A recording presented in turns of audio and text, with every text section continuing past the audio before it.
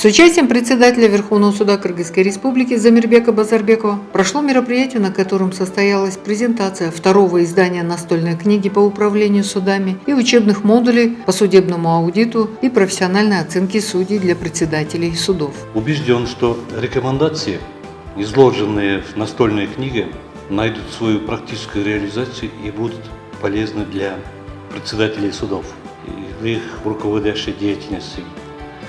А судебный аудит и профессиональная оценка судей помогут в качественном и всестороннем изучении деятельности местных судов, в оказании практической помощи в применении законодательства, в организации работы суда, а также в проведении объективной оценки качества деятельности судов. О настольной книге и учебном модуле для председателей судов по судебному аудиту рассказали судья Аламединского районного суда Азамат Узакбаев и заместитель директора Высшей школы правосудия Галия Алымбекова. Модуль по профессиональной оценке судей был презентован экспертом программы Европейского союза верховенства права в Кыргызской республике, вторая фаза, Кристофом Капецки. В ходе мероприятия также выступил